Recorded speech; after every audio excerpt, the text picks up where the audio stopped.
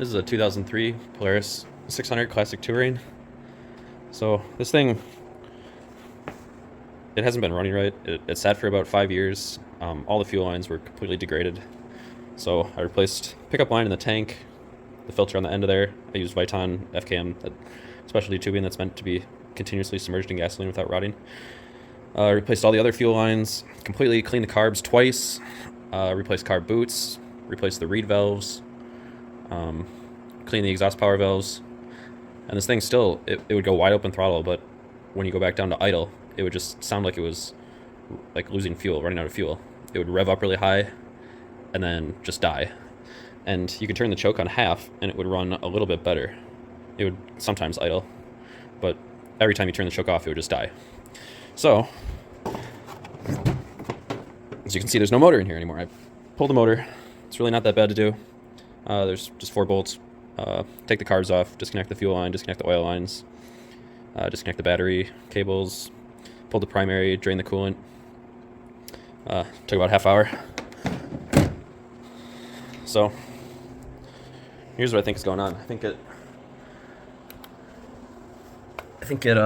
blew the crank seal, or the crank seal had rotted. You can kind of see there's a little chunk missing right there. And I took some soapy water, sprayed it on here while the spark plugs are out, and put like 5 pounds of compressed air through one of the spark plug holes, capped off the exhaust, and you could just see it bubbling around this crank seal. So today's job is going to be splitting this case and replacing the crank seals and getting the seal back up. And you shouldn't have to take the jugs off to do this, so let's see how this goes. I gotta get the bench cleaned off here first, though.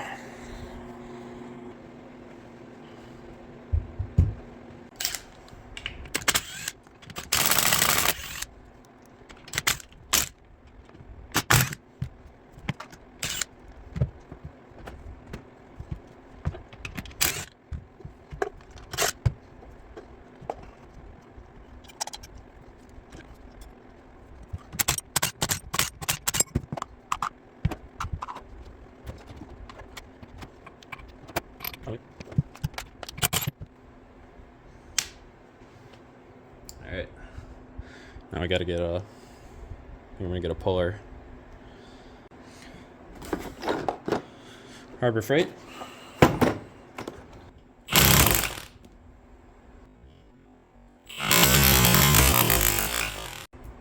Pulled the threads. Shit. Alright. Get some quick little 5-minute spacers. We're going to try heating this up more this time. There we go.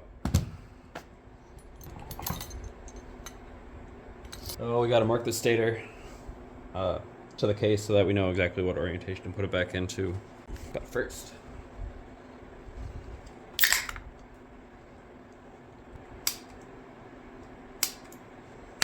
so I know exactly how to line those two back up so the timing's correct.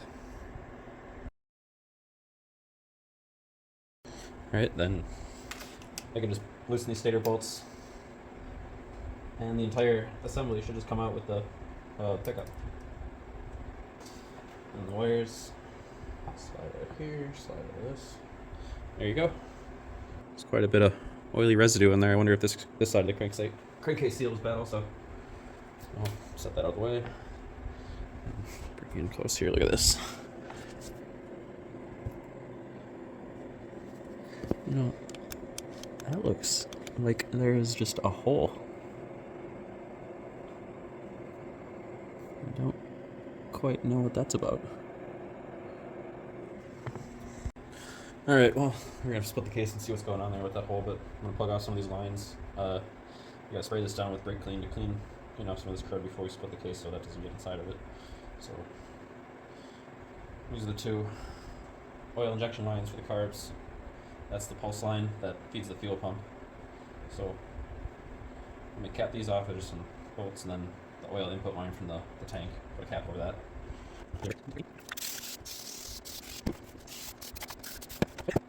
Next step is going to be pulling these motor mount plates off, flipping it over. I'll put some pads or something here and take the spark plugs out so that we don't damage any of this stuff. Flip it over, pull the case bolts out, and then we'll have to split the case. So these are 14 millimeter.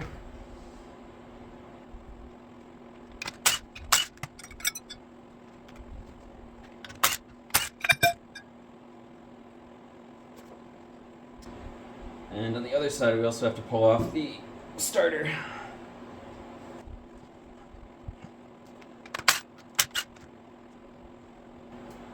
And the water pump.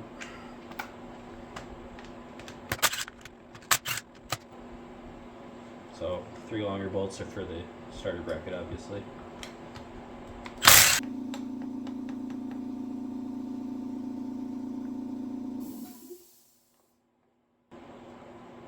I'll bring it back up on the bench. We can flip the whole thing completely over so we can get to the case bolts. I got some padding into the head so it doesn't damage those exhaust power hoses. T45s. I think I might have to pull the oil pump actually. Alright, that's not a big deal.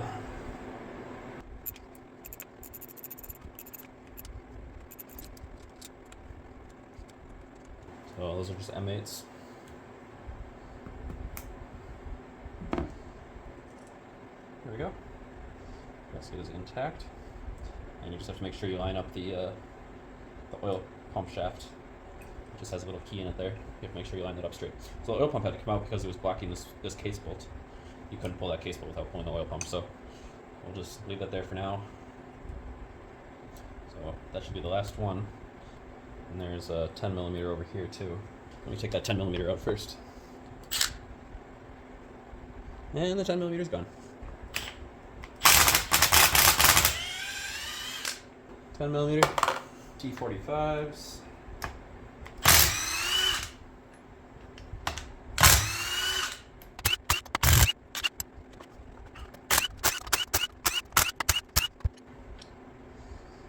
So long ones, short ones, long ones, long ones, short.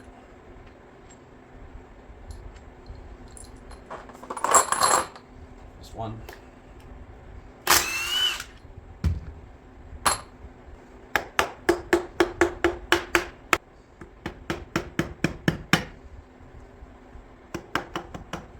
Make sure you don't lose that woodruff key either.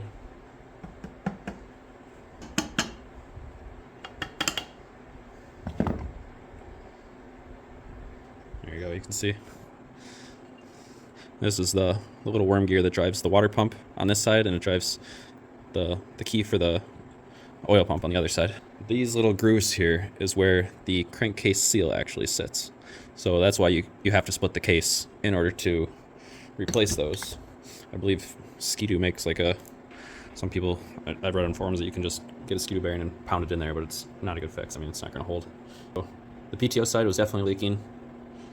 This one, I don't know what that hole is, but I'm going to pull that out of there and take a look at it, see what that's all about.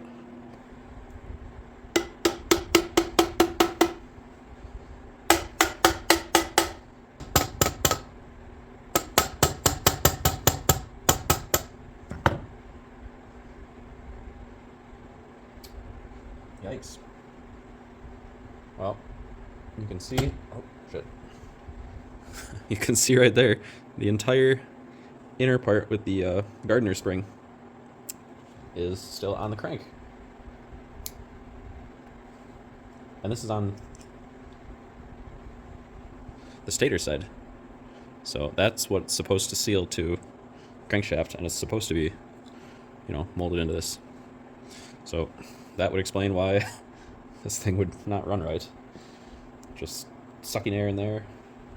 As far as the hole in it. So what would cause that? It's almost like it's in line with these. Wow, this seal is, look at that.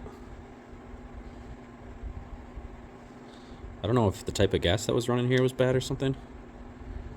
Like ethanol, and it just sat and completely ate this, or what happened, but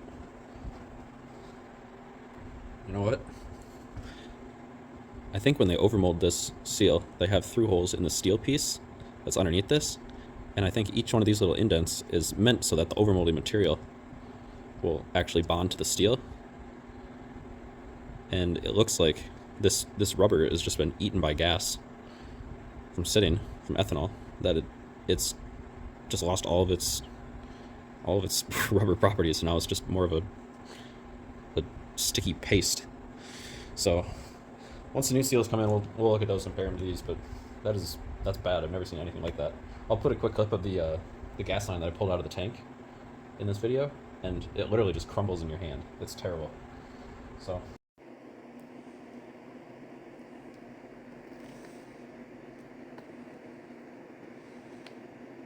let's look at the other side too. This is the one, yeah, that the Gardner spring is also missing from this side too, so it's still stuck on the crank. But yeah, these are garbage. It ran fine at top end, and it wasn't running that lean. I can show you the plugs. So I mean, it's not even that lean. You'd think that with it sucking air in from the crankcase seals that, you know, since both sides were bad, the PTO and the mag side should be running really lean and white, but it might just be because from the factory it's jetted really rich. And I had the pilot air screw open quite a bit to try to get it to run better. Alright, well, since I got the case this far apart anyways, I figured I should probably replace the mechanical seal that's on the water pump. And on the other side there's this brass piece with an O-ring seal for the oil pump. There's a little O-ring that seals that brass washer up. So I think to replace this, pull that out. There's a tiny little fastener on the bottom here. I think that's got to come out. Alright, 1/4 inch. Who knows, Polaris? So we can pull that guy out, not lose it, put it up there. And there's a weep hole right next to it.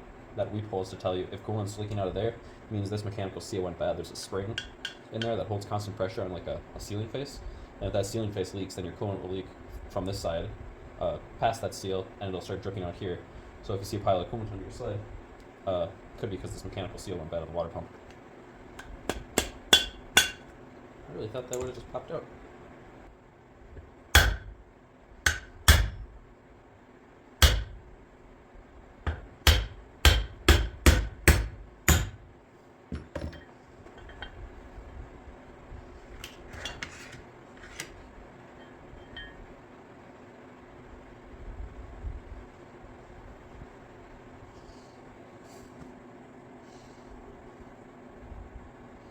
So there's that mechanical seal. It has, you see the spring in there. That spring just keeps constant force on this, the sealing surface in there. So next question is, how do we get this off the shaft?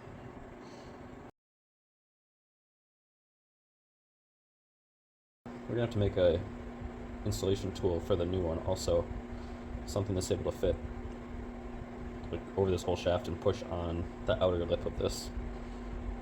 I could use a socket, but I think it might just be better to make something that's concentric with that outer race. So also this dowel pin hole here, that's what that small little, you know, that small little like 1/4 inch screw fits into. So that dowel pin hole actually aligns with the case, aligns with that hole in the case, so that this brass bushing doesn't spin, holds that in place. And then, as you can see, that second hole is actually between these two pieces here. So if the water pump were to leak past the mechanical seal, it would weep out of that hole. So let me grab some pliers and just see if I can wiggle this off the shaft.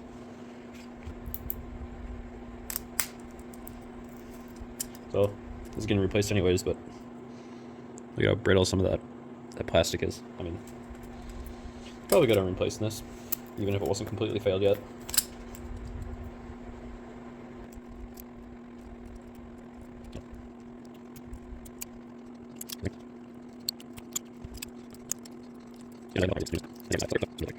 Probably good I'm doing this because I don't know if you'd be able to do this with the engine in the sled.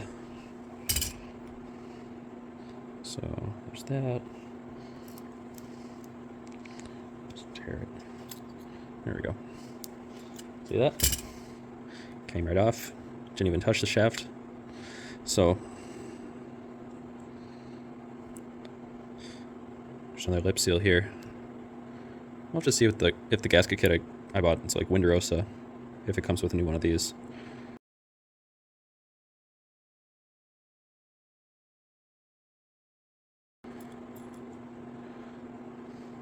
Yeah, we'll get this cleaned up. It's got 1855 etched in there. That's interesting. Alright, so thinking about this installation tool, I'll put a picture of on the screen of there's a Polaris version.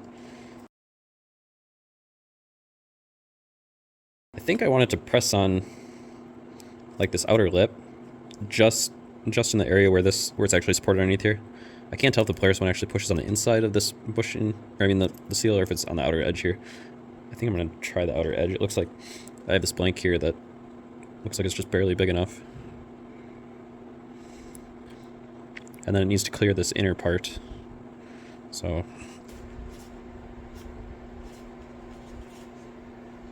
and then make sure that's gonna be tall enough. Oh yeah, plenty tall.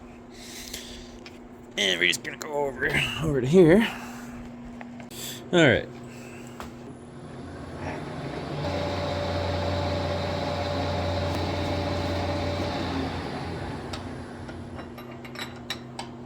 This is gonna be like here.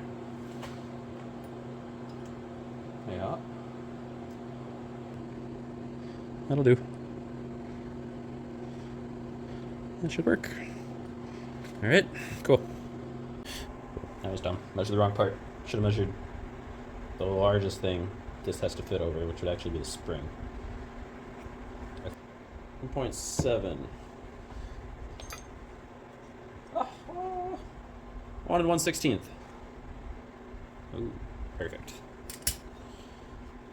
And back to the lathe we go.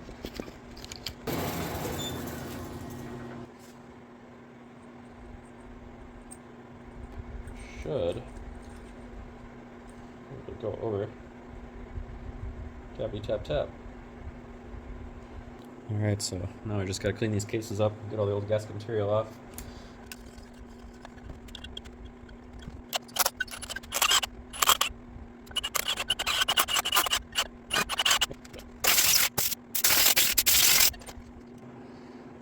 So if you're wondering, there is 2 drain plugs right under the exhaust ports.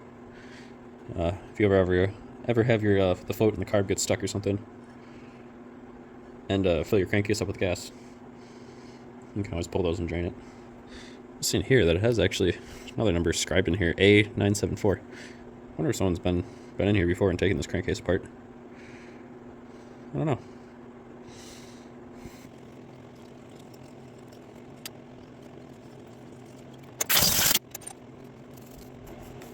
We got 1, 2. Did we lose a dowel pin? 1 dowel pin, 2 dowel pin. These 2 are bolts. Bolt, bolt, bolt, bolt, bolt. And that's a 10mm, that smaller one. It seems kind of weird that they just have 2 dowel pins on the same side. Usually they do opposite corners or something.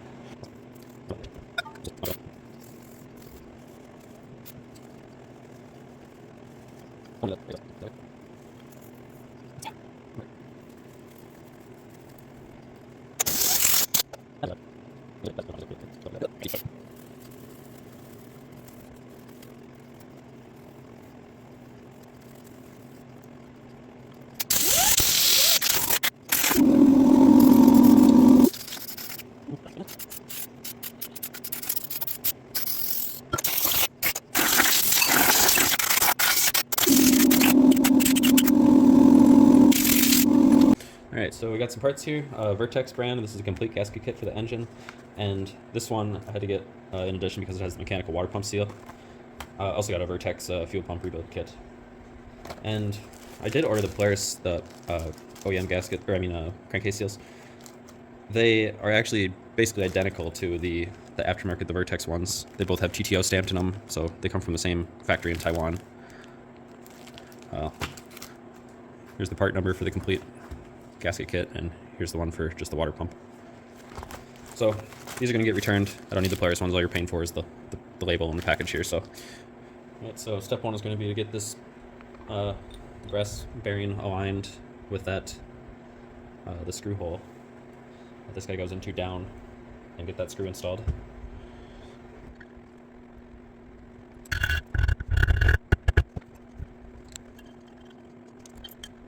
Then we can put our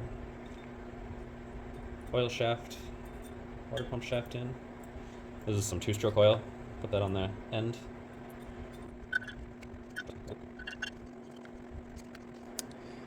And then the lip seal.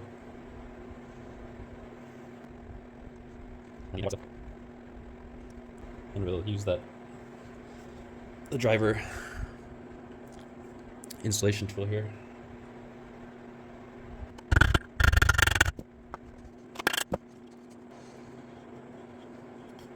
Looks good.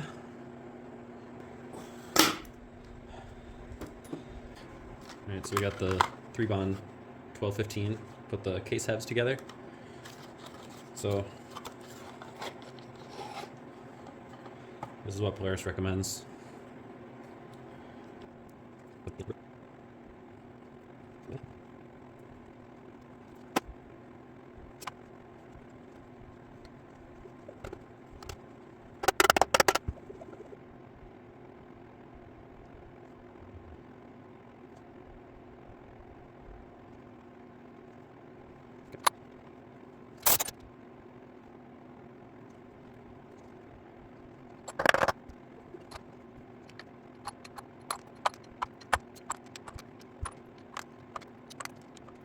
All these 8mm bolts should be 20 to 24 foot-pounds.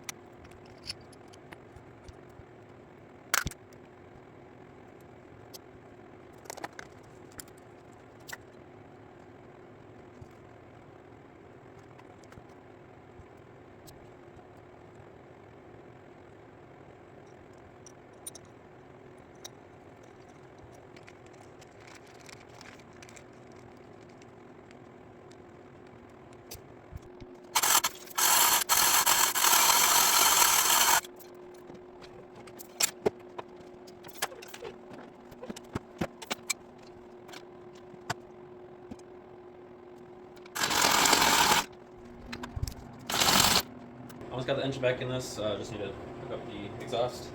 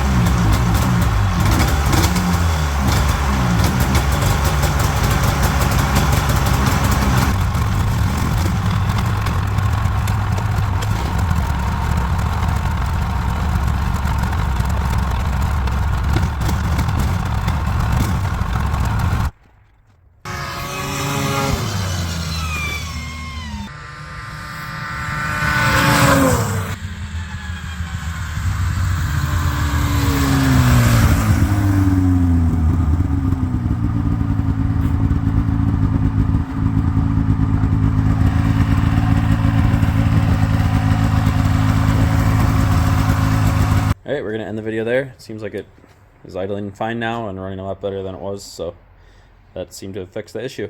Thanks for watching.